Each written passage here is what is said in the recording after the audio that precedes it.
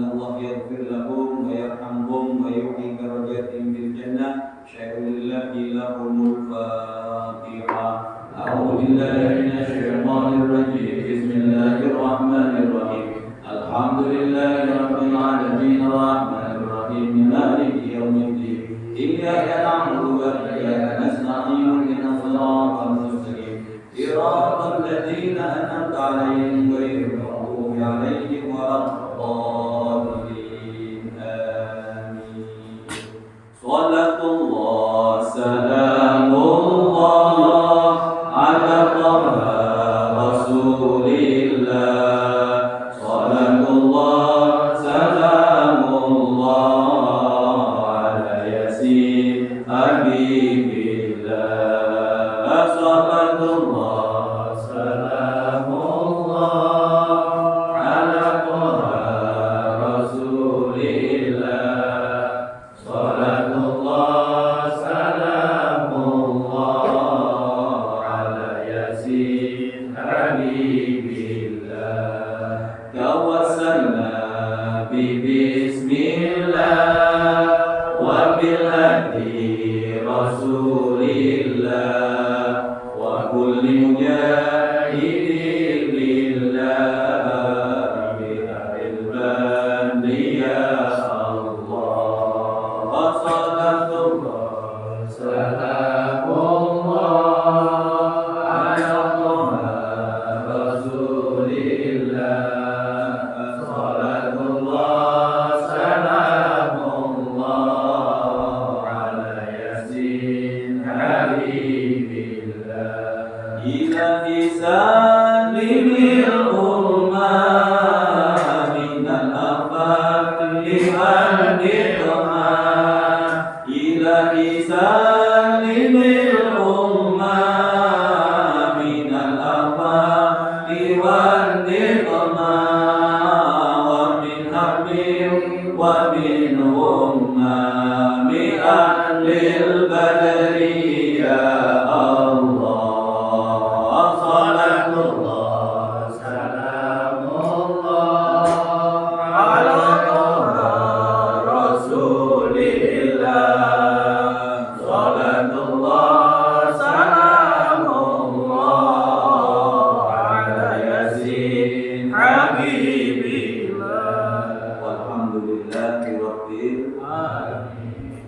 Assalamualaikum warahmatullahi wabarakatuh. Waalaikumsalam warahmatullahi wabarakatuh. Bismillahirrahmanirrahim.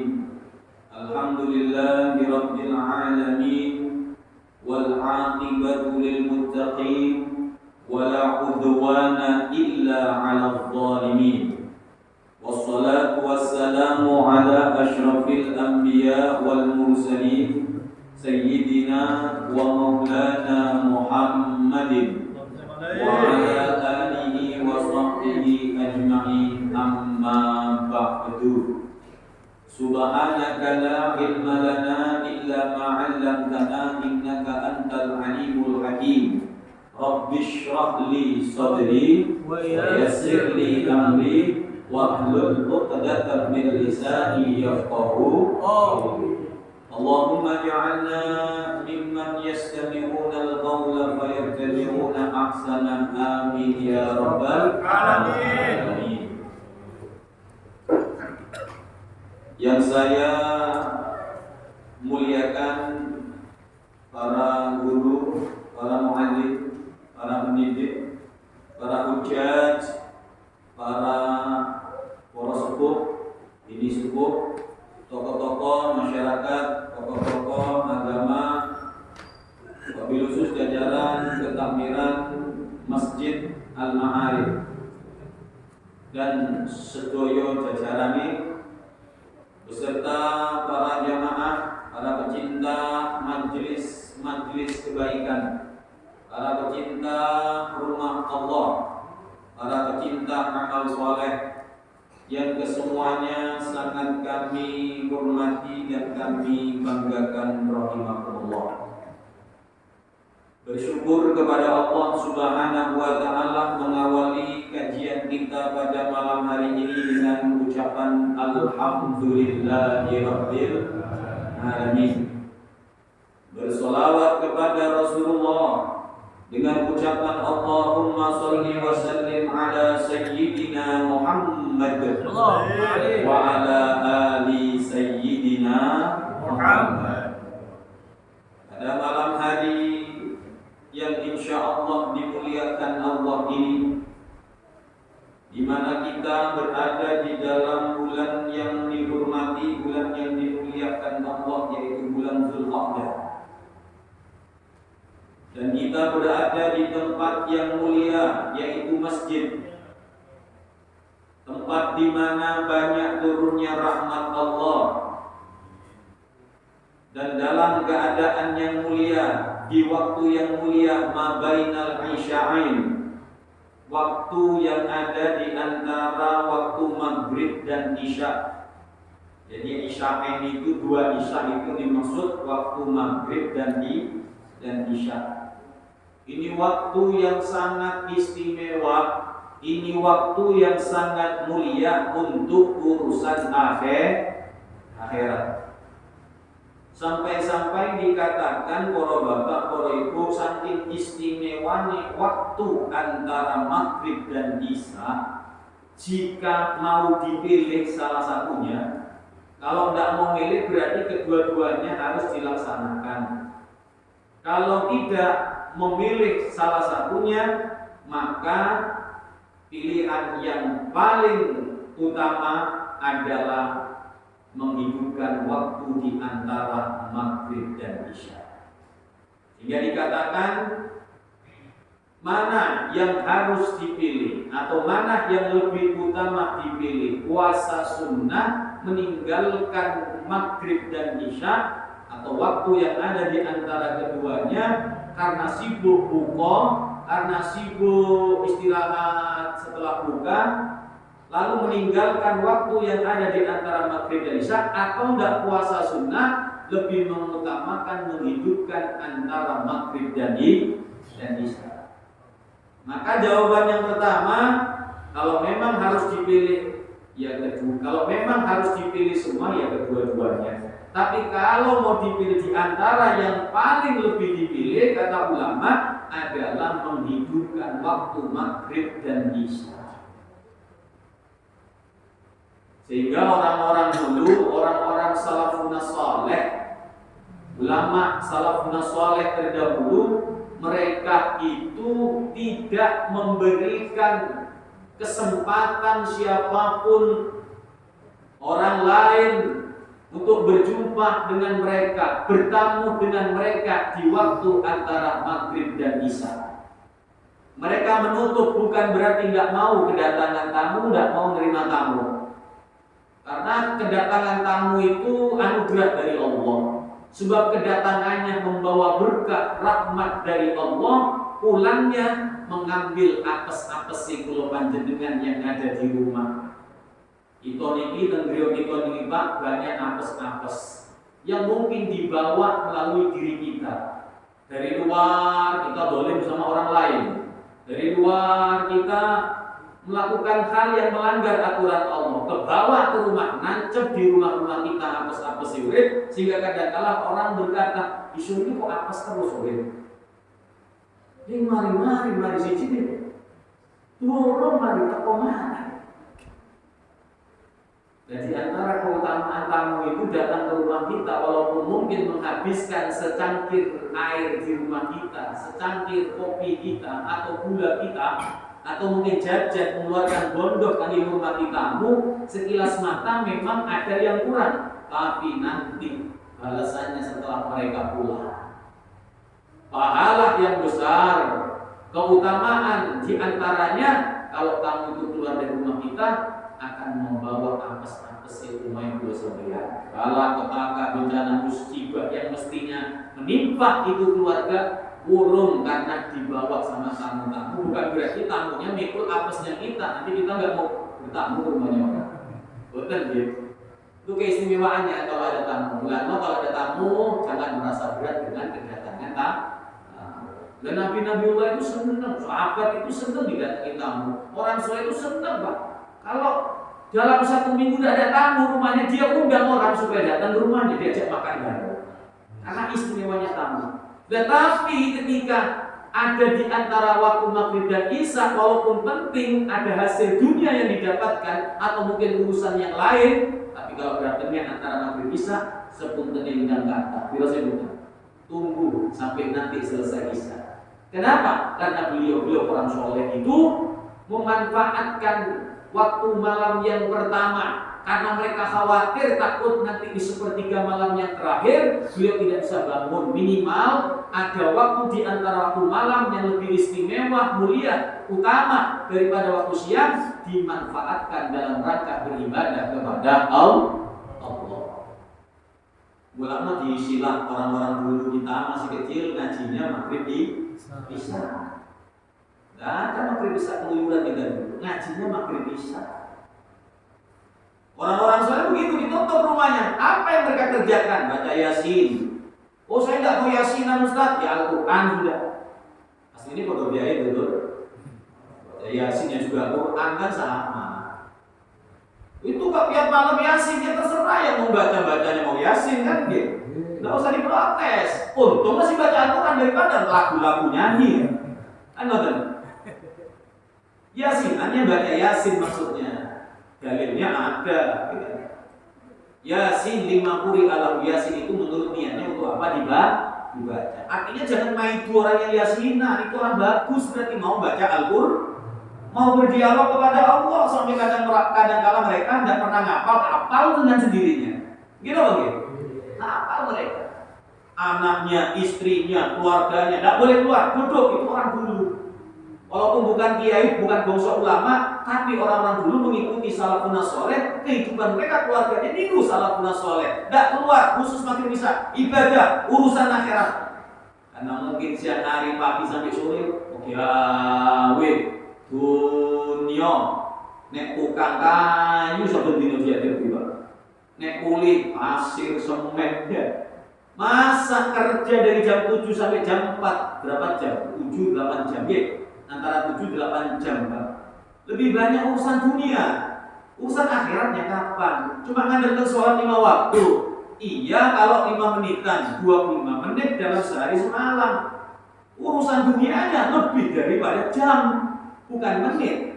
Maka mereka tidak ingin meninggalkan urusan akhirat ya, untuk berlama-lama sama Allah melalui apa? Bacaan Al-Quran. Dibacanya orang dulu baca Quran, habis itu Yasinnya juga Quran, Waqi'ah, habis itu apa? Tabarok, habis itu mereka zikir. Di kalangan kiai-kiai di pondok-pondok habaib itu bacanya zikirnya Rotibul Haddad, Rotibul Aktos. Apa itu Rotibul Haddad ini kenapa Rotibul Aktos itu apa? Itu wirid doa kumpulan dari bacaan-bacaan yang dianjurkan Al-Quran dan dianjurkan oleh Nabi kita Muhammad SAW. Cuma kita digampangkan, tidak perlu banyak repot nyari di hadis-hadis, kumpulkan, sudah diracik dengan sebaik mungkin oleh orang-orang dahulu. Atau bahasa kita sekarang istighosah, itu kumpulan wirid, kumpulan dzikir. Ada dalilnya, ada dasarnya. Kalau ada orang nyalah-nyalah, kan berarti ilmu dicetek, jadi beres. Ya, itu kumpulan dzikir yang dianjurkan Nabi Muhammad. Bukan ngarang-ngarang, tapi ada dalilnya. Panjang nanti ini sementara pembukaan ya, supaya kita betul-betul memanfaatkan waktu maghrib dan isya dalam rangka khusus bermunajat, berdua-duaan, berdialog, keluh kesah kepada Allah Subhanahu wa Ta'ala. Kalau maghrib isya enggak saya isi wirid, enggak saya isi baca Quran, tapi hadir majelis taklim sama, Pak. Sami. Ya, nilainya sama. Maksudnya kalau itu menghiasi waktu antara maghrib dan isya sama. Malah kalau kita hadir di majelis taklim seperti malam hari ini, sampai nggak usah wirid, nggak usah nyetel tasbih, itu semua duduknya sampai hembusan nafasnya sampai ya capeknya panjenengan selama mulai assalamualaikum pembukaan sampai assalamualaikum penutup, itu sampean dinilai seperti orang yang berzikir kepada Allah Subhanahu wa taala. Jadi kalau mau bulan-bulan antara ngaji seperti ini, majelis taklim dan zikir, mana yang lebih utama, kumpul di majelis ilmu dan di majelis zikir? Kata Nabi, kedua-duanya sama utama, tapi beliau lebih senang kalau ada umatnya senang kumpul di majelis ilmu. Kenapa? Karena ibadah takkan sempurna, bahkan bisa jadi tak diterima kalau tidak ada dasar ilmu. Wirid itu ibadah, tapi kalau tidak ada dasar ilmunya, yang tidak diterima oleh Allah. Wiridan sampai tasbih berdua, sembahyang sampai batuk cemeng, yang batuknya cemeng. Saya cemeng juga ibadah, tapi batin. Sampai yang kita berarti banyak sujud. Ibadah kok sampai kurus, tapi nggak tahu dasar ilmunya. Haram dimakan, subhat dimakan, nggak tahu renten, nggak tahu pokoknya nganak duit, dianggap pekerjaan penghasilannya. Katanya ulama, ya ibadah kamu tidak usah di luar Ka'bah, di depan Ka'bah atau di dalam Ka'bah. Sholat sampai kepala ini, ya kepala ini putus dari badannya, tapi kau masih mengkonsumsi barang yang dilarang oleh Allah Subhanahu wa taala, aba'an maghfura, orang manfaati. Ini pentingnya ilmu di situ. Makanya kenapa Nabi itu lebih senang kalau ada orang yang hadir di majelis ilmu. Syukur-syukur sakit dipadukan antara majelis zikir dan majelis ilmu. Kadang-kadang majelis-majelis di luar itu diisi sholawatan dulu. Habis itu tahlil, kirim doa kepada orang tua. Habis itu ceramah agama. Dapat semuanya. Andai kata tidak sholawat, andai kata tidak zikir, majelis ini sudah utama. Nanti ada bab-babnya sendiri, karena pengajian rutin, ya. Kita pelan-pelan ngaji, ya. Kita jadikan majelis seperti ini kebanggaan kita, milik kita, bukan milik perorangan, bukan milik siapa, ya. Jadi ini milik kita bersama, punya kita bersama, yang kita harus bangga, punya masjid yang mungil tapi makmur isinya. Bukan hanya sholat jamaah, bukan hanya Jumat, tapi kegiatan hataman Quran, kegiatan remaja, termasuk majelis rutinnya. Alhamdulillah sudah mulai berjalan. Nanti khusus beliau Kiai Mursidi fikih. Jadi kita berbicara biar tidak sama yang dibahas. Jadi beliau mungkin ke fikih, nanti dari fikih itu ya ada tambahan-tambahan ilmu, ulo kan umum mawon, tentang fadhail, keutamaan daripada amal soleh, amal ibadah. Karena amal soleh ini bapak ibu, kalau kita sudah tahu, lalu kita amalkan, kita tenggelam dalam kecintaan beramal soleh, dia akan menjadi kekasih yang sejati. Yang kita cintai tidak hanya membuat Anda bahagia, tenang, gembira di dunia, tapi nanti dia setia akan masuk ke dalam kuburan ikut bersama kita. Ketika nanti dibangkitkan di padang mahsyar, dia akan membela kita, menyelamatkan kita di hadapan Allah Subhanahu wa taala. Itu pentingnya amal soleh. Ngomong-ngomong majelis taklim ini rajanya amal.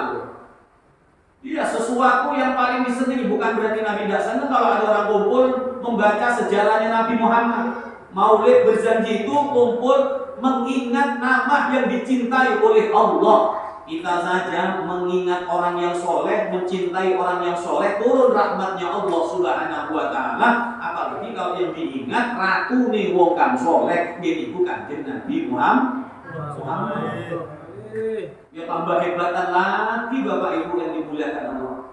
Jadi sampai baca Abdul Imla bismillahirrahmanirrahim, muji Allah, Mustadirran dan seterusnya sampai ada sholawat, itu semua muji Allah, muji kanjeng Nabi Muhammad. Mengingat sesuatu media, itu media yang mengantarkan kita untuk sambung ingat kepada Allah Subhanahu wa taala. Kita harus ada waktu untuk mengingat Nabi Muhammad, mengingat Allah. Sebab kita ini lebih banyak mengingat urusan dunia yang di kantor, buku, laptop, ngitung uang, padahal hakim milu duit BCS dulu miliar, tapi BCS bos, ini bosok. Bayaran nggak seberapa, yang dipikirin miliaran, mumusnya nggak kepala tangguh, paramek setiap minggu. Iya kan?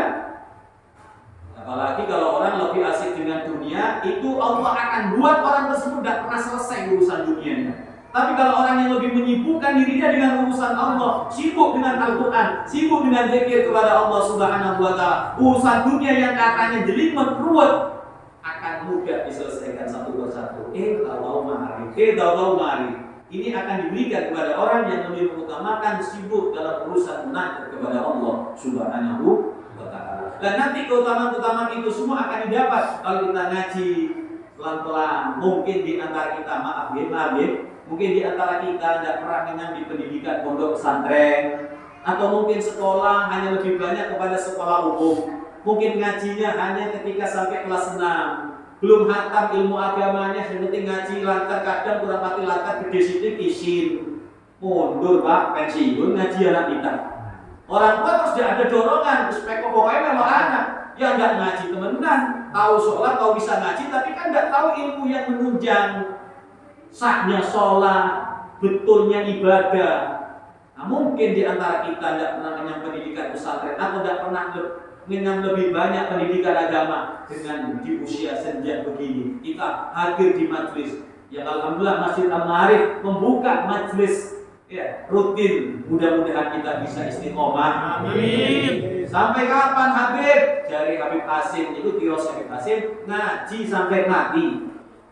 Sebab ngaji itu tidak ada batas. Mempelajari ilmu yang terkait dengan kebahagiaan dunia dan akhirat tidak ada batasnya, tidak dibatasi dengan umur. Minal mahdi ilal lahdi. Dari semenjak kau di ayunan ibu, kau diadani, itu ilmu.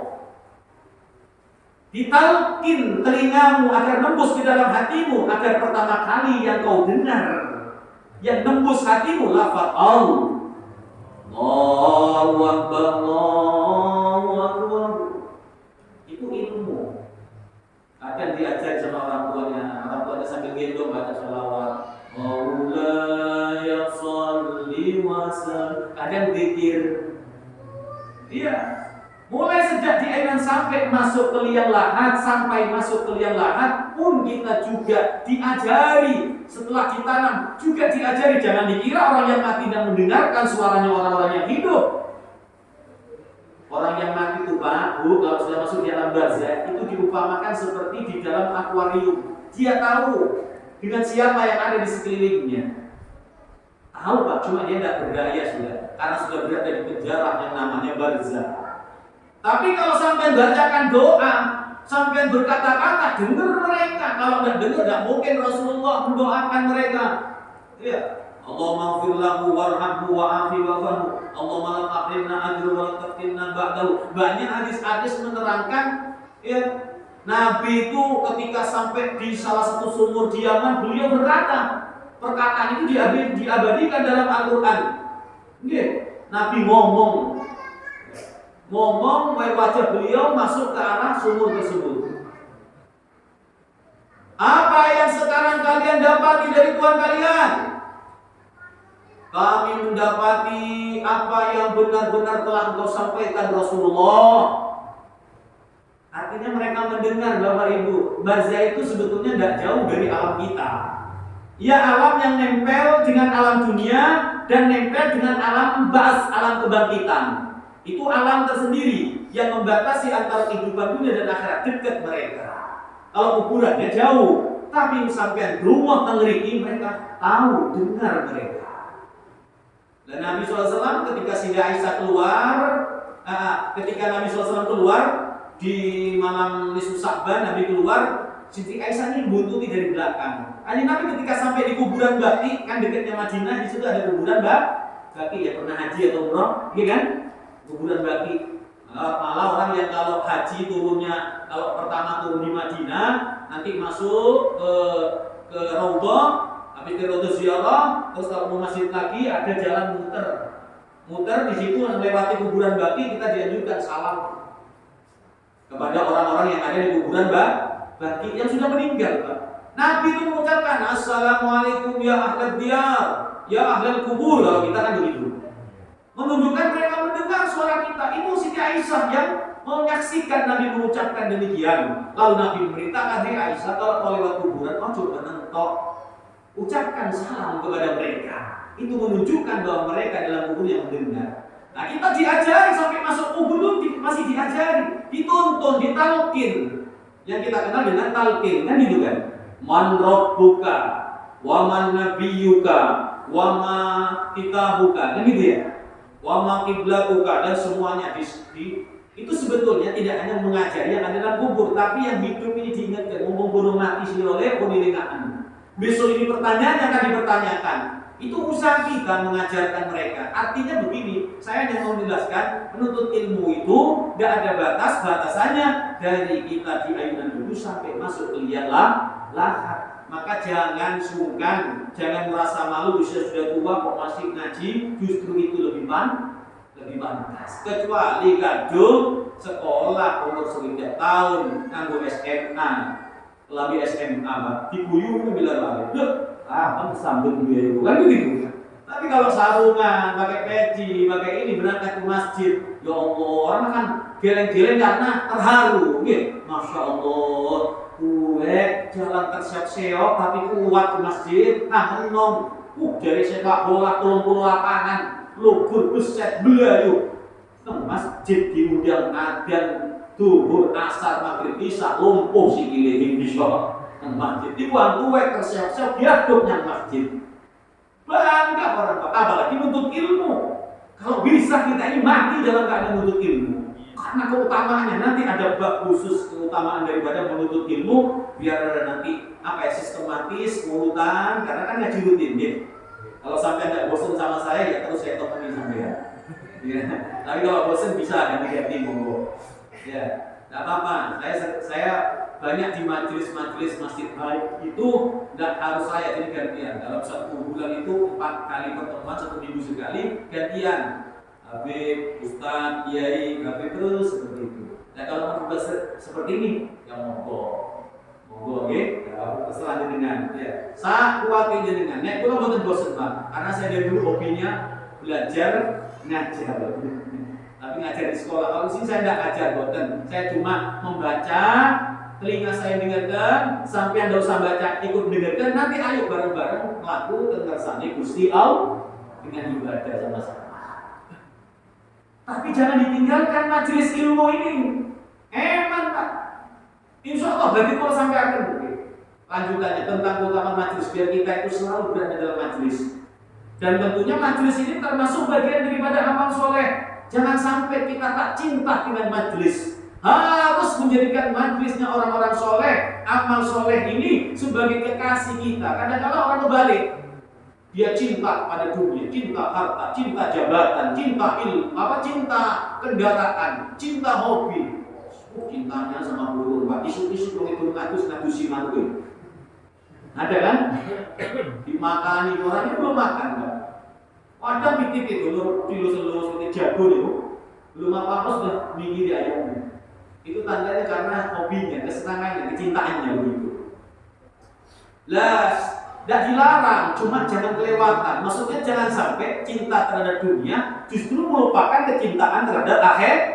Yang kita semua kembali ke negeri tersebut, ini hanya mampir saja. Innama hiya darud dunya, sesungguhnya ini kehidupan dunia hanya tempat mampir, katanya orang-orang soleh. Ya. Yang sebentar lagi kita akan pindah ke alam berikutnya.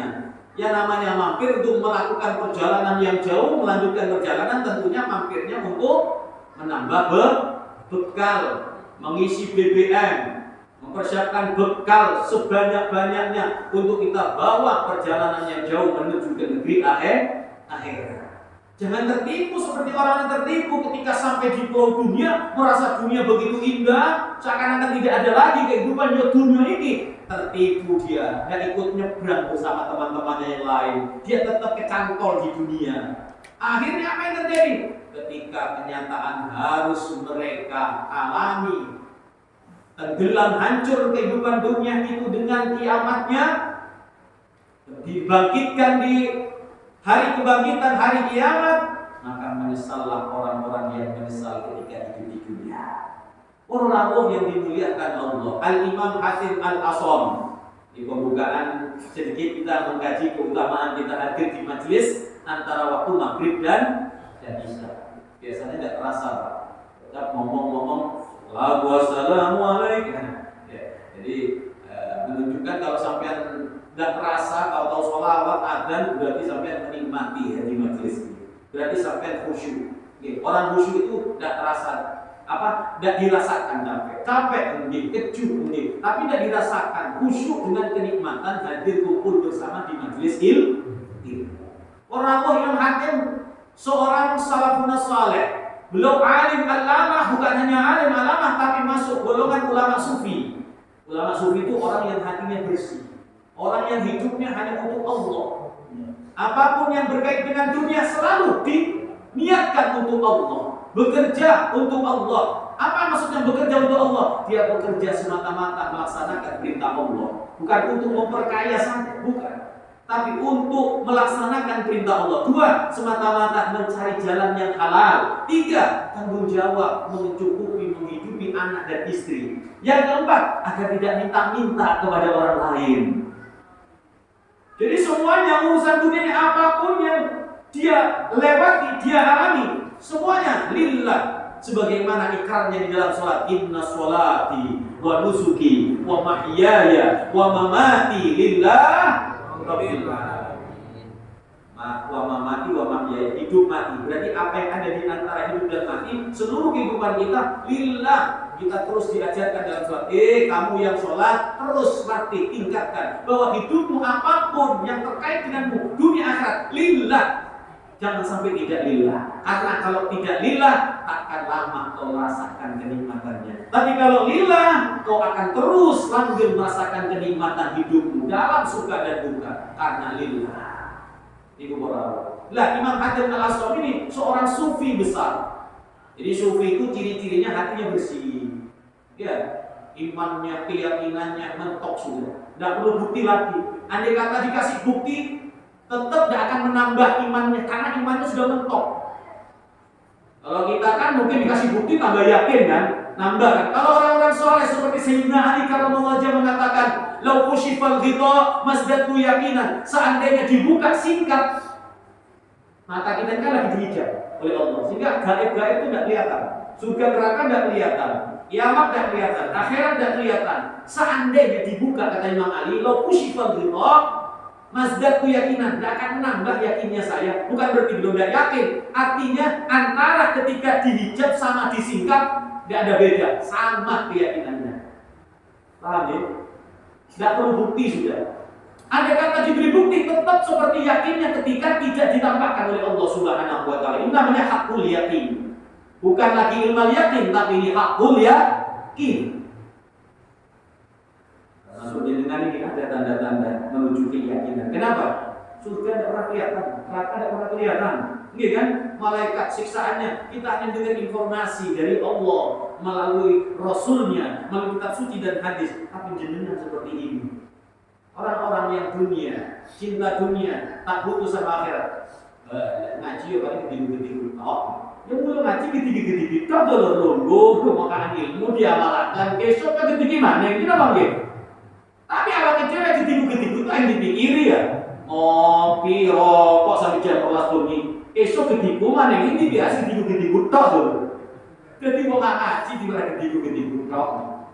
Malah enak, dapat gratis kan ya kan, tanpa beli kan gitu. Biar lo kaya nggak diwarai takmirin, masya Allah kali masyarakat ini.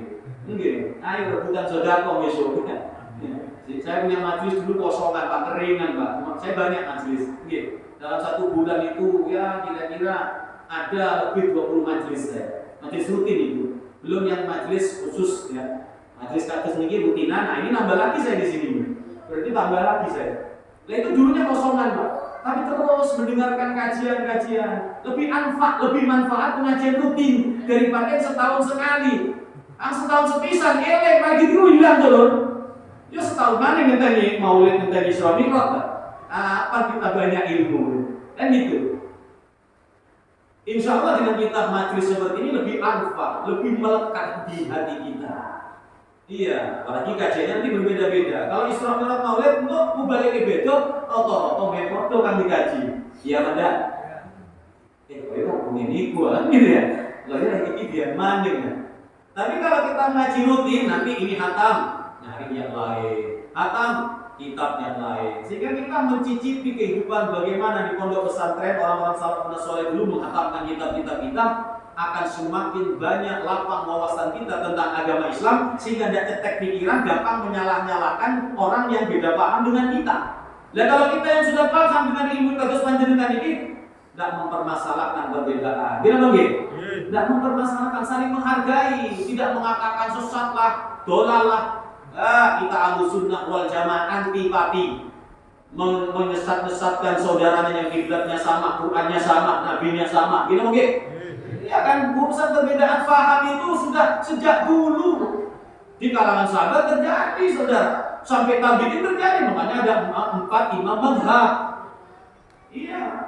Kita tidak nyalakan mereka karena memang dengan pandangan ya, keilmuan mereka masing-masing wawasan. Sedangkan kita orang masa kapan, mereka orang masa lampau yang mereka lebih dipuji oleh Allah Subhanahu wa taala, yang ilmunya, tingkatan ibadahnya lebih dipuji mulia sama Nabi Muhammad. Iya, sebaik-baik masa itu masa saya, katanya Nabi. Habis itu masa sahabat dengan tabi'in. Sahabat meninggal, masa tabi'in dengan tabi'in. Itu begitu urutannya sama Nabi Muhammad. Maka kalau ada generasi sekarang yang menyalah-nyalahkan salafus saleh para pendahulu, menyalahkan Imam Ghazali, menyalahkan Imam Nawawi, menyalahkan imam-imam yang lain yang mereka hafal ribuan bahkan juta hadis. Imam Ghazali itu hafal juta hadis, Pak. Ini hafal dengan laptop, Pak. Nyala-nyala ngomong iya tuh. Ada cekek ilmu ini. Iya tuh. Maaf ya, ini saya sangat miris saya. Jadi serangan-serangan terus.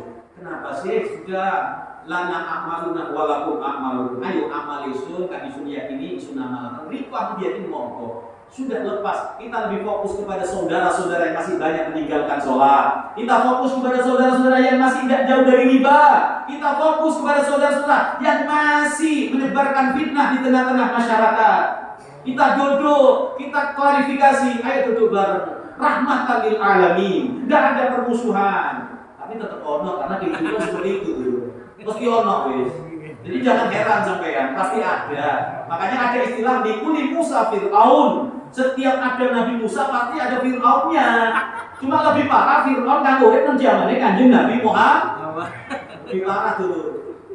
Kalau Fir'aun itu kafir melawan orang yang tauhid kepada Allah. Fir'aunnya kita pada tauhid jadi. Maaf saya ngomong apa adanya, tapi ya ini memang sesuai dengan ilmu, bukan ngarang-ngarang, kenyataan kita miris. Nah ini akan menyebabkan perpecahan di tengah masyarakat akhirnya, khususnya umat Islam. Mari dulu, sehingga yang masyarakat semakin merajalela, malah ngomong enak kan, yang tahu rombongan pengajian, yang lewati disindir-sindir, enak bermania awak ini guys. Umpamanya orang yang suka kurut dengan yang tidak kurut tak dulu. Antara jenggot dibahas ruwet dengan yang tidak jenggot. Jadi asing jenggot dan asing milu pengajian. Untung isu di milu lagi kan? Untung isu di milu. Untung saya tidak sholat. Ibu sholat kurut sing kurut padu-paduan mulai pengen. Malu kita, gitu loh gitu. Enak meneng wes, ayo sholat. Monggo. Yang tidak mau kurut ya sudah. Habis itu pulang keluar. Yang tidak mau langsung berit ya mentung. Mama belum dulu ya. Yang berit ya tetap berit. Indah berdampingan seperti itu. Tapi ya terus akan terjadi. Ini tantangan, ini ujian bagi sampeyan. Walaupun inilah pentingnya majelis ilmu, biar kita sesepuh ini punya bekal untuk anak-anak kita, dan syukur nanti remaja-remaja pada tertarik semua ngaji. Kenapa? Karena estafet 10 tahun 20 tahun ke depan tak selamanya ketakbiran Masjid Ma'arif akan dipegang oleh orang tua, karena akan berlalu masanya berganti generasi. Makanya ini kebersamaan yang luar biasa, indah kan? Iya kan? Bareng-bareng ngaji ngerti kan ya? Ya Allah, ternyata Masya Allah masyarakatnya antusias ngaji bareng seperti pada malam hari ini. Tinggal lanjutkan, istiqomahkan, minta sama Allah, mudah-mudahan ya Allah engkau jadikan aku orang yang istiqomah. Aku nakal. Lanjut ya. Saya lanjutkan kata-katanya Imam Hatim Al-Asham. Lihat kata beliau, ini nasihat indah. Orang soleh itu kalau ngomong bukan sembarangan. Itu memiliki dasar yang kuat Quran, hadis. memiliki dasar yang kuat, ucapan dari orang-orang yang saleh yang mereka mengamalkan ilmunya. Apa kata beliau? Fa inni nadhartu ilal khalqi, kata beliau. Aku perhatikan manusia ini, semua manusia ini punya kekasih. Gitu begitu. Setiap kita ini kan punya sesuatu yang kita cintai. Gitu. Yang kita kalau bersamanya, yang kita ingin selalu bersamanya, yang kalau bersamanya kita senang, kita bahagia, kita nikmat, gak kerasa waktu. Kan gitu, orang kalau senang sama kasih duduk sampai jam 12 malam, tenang saja, kan gitu. Senang, kok bisa ya, dari habis isya sampai jam 11 malam. Gak capek, karena duduk dengan orang yang kita senangi. Nah kata beliau, aku memperhatikan manusia, kata Imam Hatim, masing-masing punya kekasih, punya sesuatu yang dia cintai, apapun saja yang dia cintai. Sehingga dengan apa yang dia cintai, dia asik berlama-lama, dia senang, tenang dengannya. Ada yang asik cinta dengan jabatan, ada yang asik dengan dunia, ada yang asik mengkoleksi mobil, Mercy, BMW, Pajero, Bujero, apa itu artis-artis itu Pak, karena asik sama Ferrari, malah gengsi Pak, Pak Cikul, kita alhamdulillah Cikul bangga Pak, nikmat. Mereka gelem dia mumet dulu, itu mereka. Karena memang apa yang mereka cintai, bangga mereka, menikmati mereka. Tapi banyak di antara mereka yang tidak mencintai sesuatu yang setia bersamanya, yang akan menemaninya, yang akan membelanya, yaitu amal sholat. Ditinggalkan sholatnya, ditinggalkan pengajiannya, ditinggalkan zikirnya, ditinggalkan baca Quran. Yang perlu ampun bejis. Ya Pak, bejis ini penting juga dulu ya.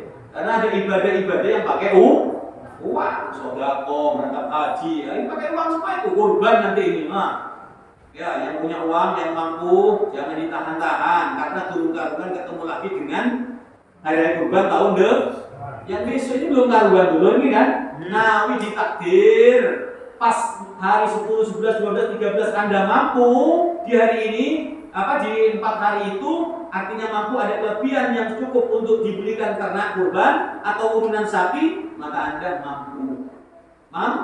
mampu. Silakan.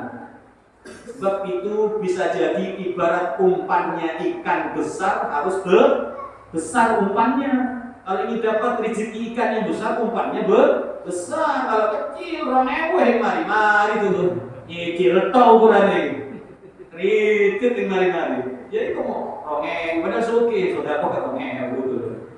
Ya, kurban ini umpan yang paling besar.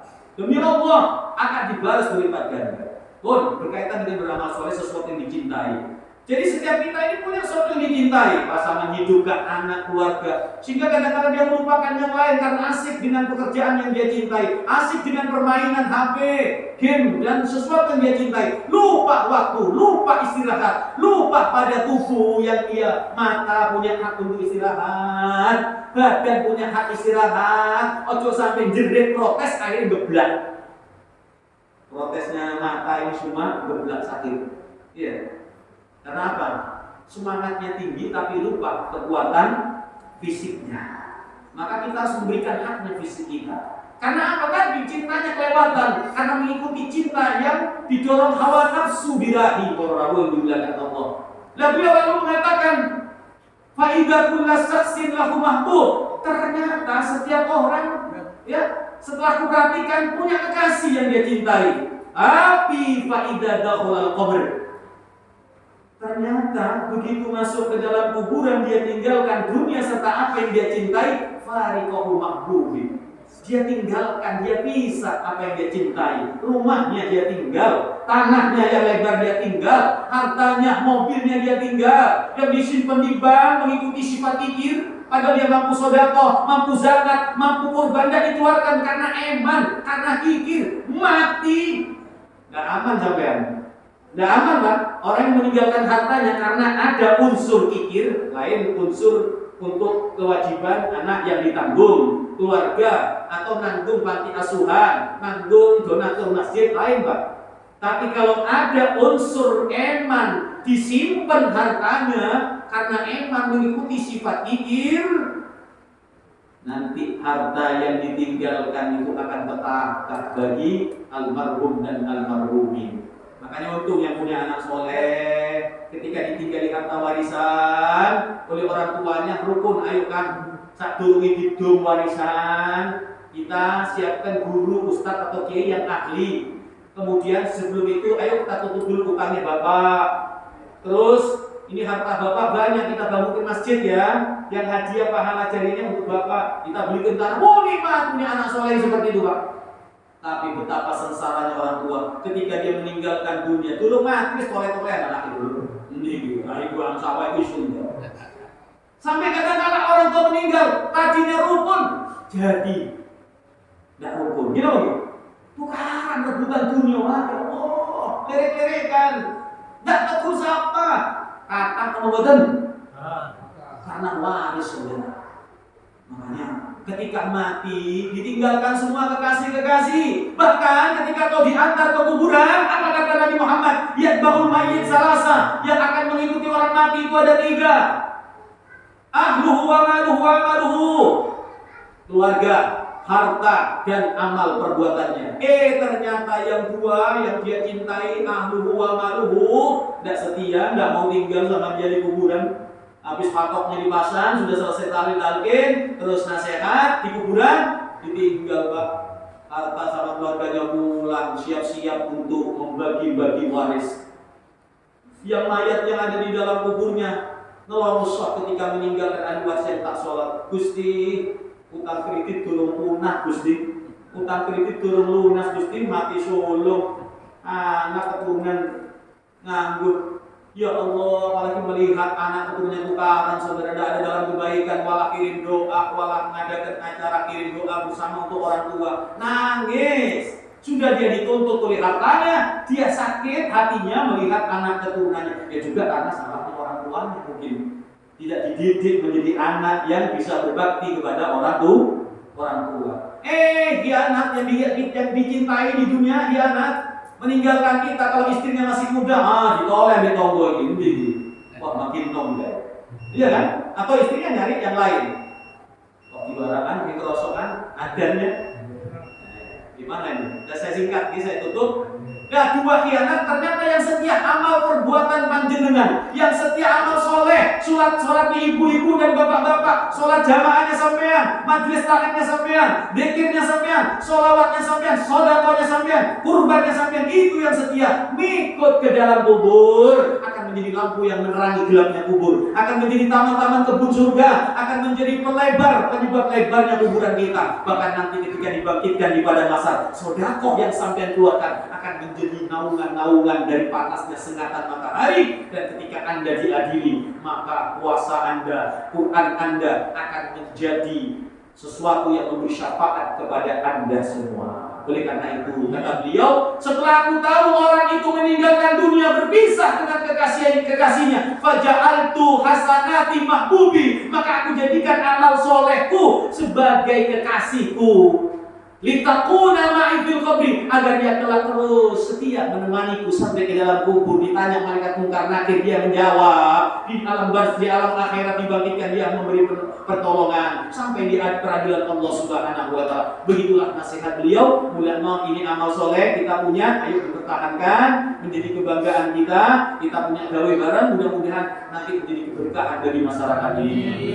Itu mawon takut sebetulnya kata-kata. Barangkali ada kata-kata yang kasar, tidak ada niatan, tapi kalau ada mungkin karena kekhilafan kami, kebodohan kami. Kalau ada kata-kata yang menggugah semangat motivasi kita, menunjukkan rahmat yang Allah turunkan barokah di majlis. Ada Allah wa iyyakum ihdinas siratal mustaqim. Wassalamualaikum warahmatullahi wabarakatuh.